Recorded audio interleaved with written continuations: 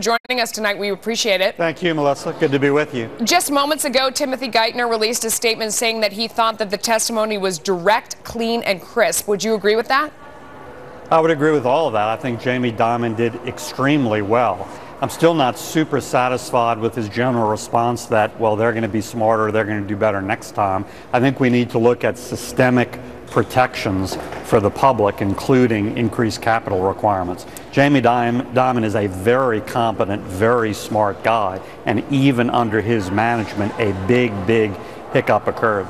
Yeah, no, I saw that part of your questioning, and in fact, you said, have there been more broad-scale systemic changes within the company directly in reaction to this incident?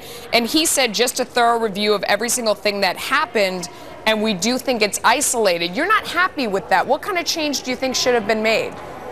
Well, there are hundreds of folks within Chase who do nothing but risk management. There are hundreds of federal regulators who are housed in that bank every day, and yet this still happened. To me, that means that the solution isn't smarter regulators or better management, smarter management. We won't let it happen again. To me, that suggests we need systemic reforms to have the protection when things go wrong. And I would start with increased capital requirements. We've been moving in that direction since the crisis. I think we probably need to go further. But increased capital wouldn't have stopped this from happening. No, but it would protect against it being calamitous, particularly the taxpayer. Well, this hasn't impacted the taxpayer at all. I mean, that's one of the big points that a lot of people who were watching today said. Was that, it's a lot. Go ahead. Correct, because of the size of the hiccup. If the same sort of mistake had happened on a larger scale, it could have, and that's what increased capital requirements would protect against. That doesn't recommend for, something like limiting the type of hedging they can do or the type of trading that they can do? Yeah, and as I'm sure you saw during the hearing, I also asked about the Volcker rule. I think you ran part of that. And I think some version of the Volcker rule makes sense. Now, I have to admit, that's a lot easier said than done. The devil's in the details. I'm not the person who can figure those details out, but I think some version of it properly applied makes sense. I was watching the testimony with former SEC Chairman Harvey Pitt, who said afterwards that, he thought it seemed like a fishing expedition. At a lot of points, it was kind of unclear where some of your colleagues were going with their questions. Did you think the questions were kind of all over the place? They were all over the map. That's par for the course in any congressional hearing. I guess I wasn't surprised because I've observed it so much. So that's pretty much par for the course. What do you think the goal of the hearing was, and do you think it was achieved?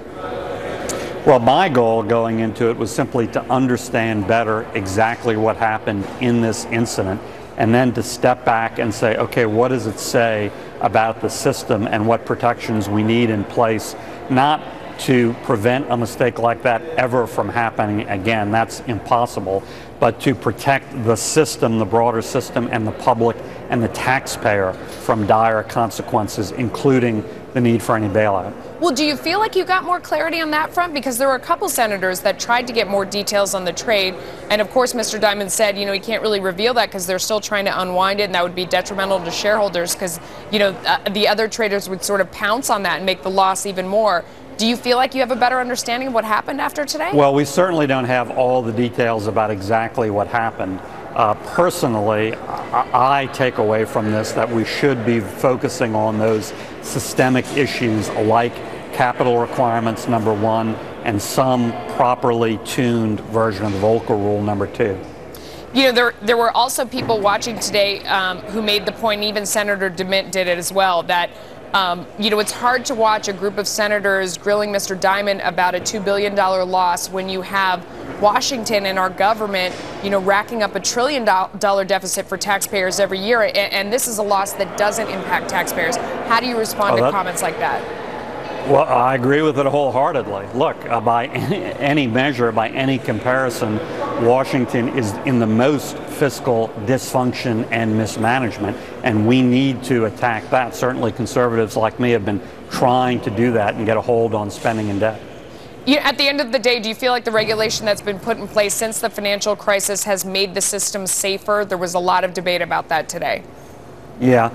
Unfortunately, I think 90% of it, 90% of Dodd-Frank has not done that. It's just increased the regulatory burden. It's been more regulation in Jamie Dimon's terms, not smarter or stronger regulation. I think we need to step back and peel away just the volume of burden of regulation and look at really systemic changes. And again, I would focus on first, capital requirements, second, some properly tuned version of the Volcker Rule, and I realize that's much easier said than done. Senator, thank you so much for joining us tonight. We appreciate your time. Thanks, Melissa. So just take a look at Jamie Dimon's calm, cool demeanor when